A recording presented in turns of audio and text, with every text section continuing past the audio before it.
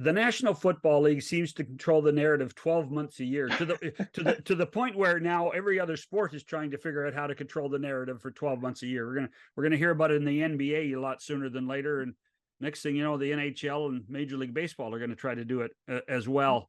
Welcome to the show, Jim. Thank you. I appreciate you having me. So before Richard takes over on this one, I've got to ask you, what is holding up what's going on in Washington? Why hasn't Josh Harris's group completely taken over ownership of that group yet? It's a great question. I think there are just so many layers to this. First of all, when you're talking about a $6 billion transaction, it takes time. There's a lot of legal language, a lot of maneuvering that goes on. And so those are not deals that happen overnight. And then beyond that, I think there are the obvious things about, what is going to be the fallout from this in terms of, will the investigations be made public that took place? Will Daniel Snyder now come out of the shadows and speak to some of the things that went on? Will others who have been a part of this whole process come out of the shadows and speak on it? So I think there are a lot of things being negotiated right now that we aren't aware of. Jim, as John said, the NFL really has become a 365-day year storyline, as you know. In the last couple of days, or maybe even the last 24 hours, because the NFL moves so fast, there's been a lot of discussion on the value of running backs in the National Football League. You in the background here, for those who are not on YouTube, Jim has a LaDainian Tomlinson jersey among his other jerseys in the background.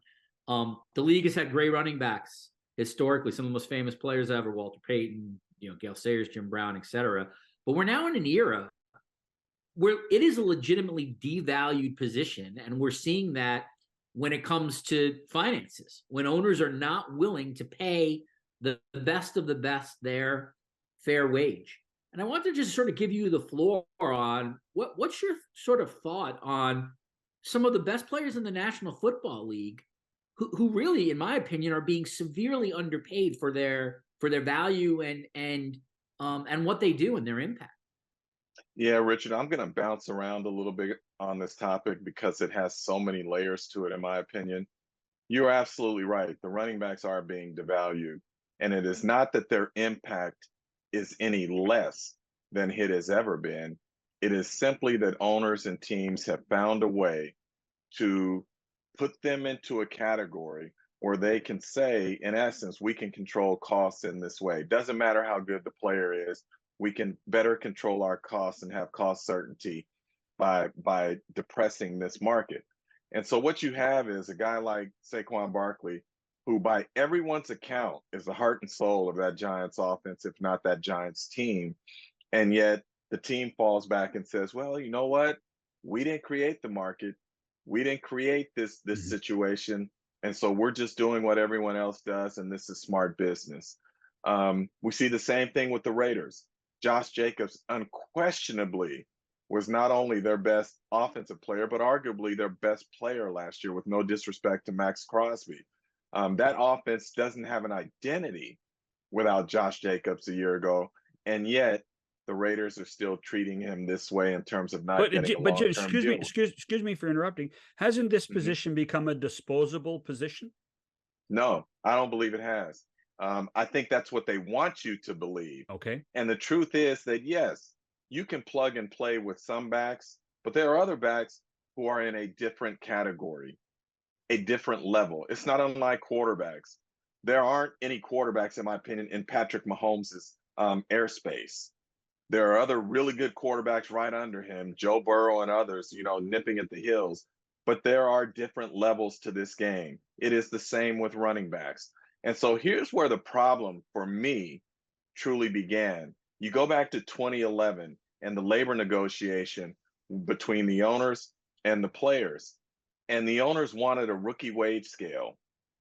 And the players previously under Gene Upshaw had refused to give in on that, because Gene Upshaw, who was the executive director at the time, always said, a rookie is only a rookie for 1 year. The next year, he is a team captain and a team leader. So Gene also understood that those rookie deals set the floor for veteran deals that came behind them. So Gene never agreed to it. Well, the players gave that up in 2011. So what happened? Teams were then able to not only control what they were paying rookies coming in, but also got control of them on the back end as well by, with first round picks, being able to lock them up for 4 years guaranteed, and then getting a 5th-year option, and then having the option of franchise tagging them for 3 years after that. So we're talking about, for first round picks, essentially 8 years.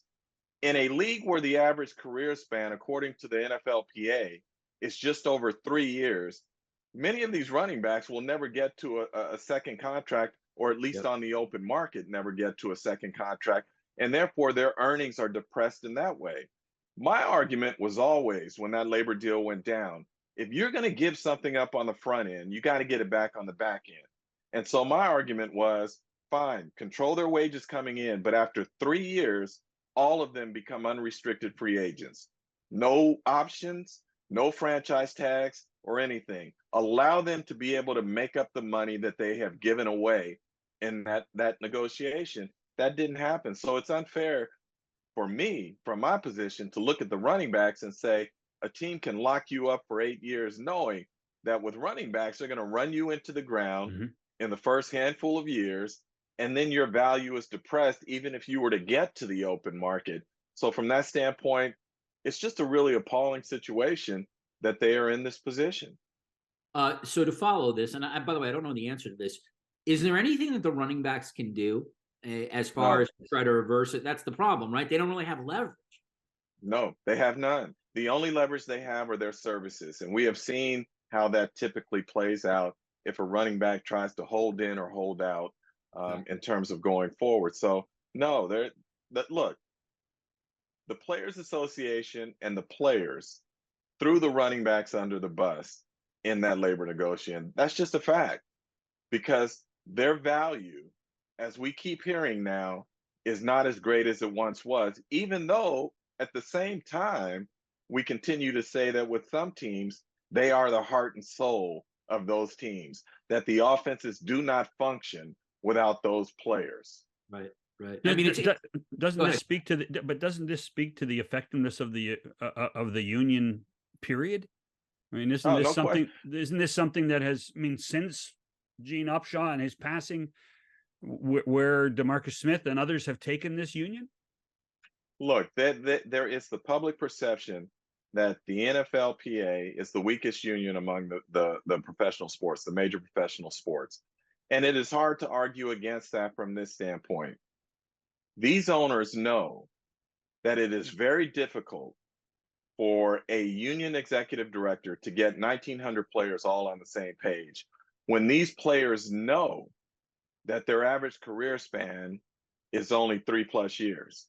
So these players understand they have a finite number of years to make their money.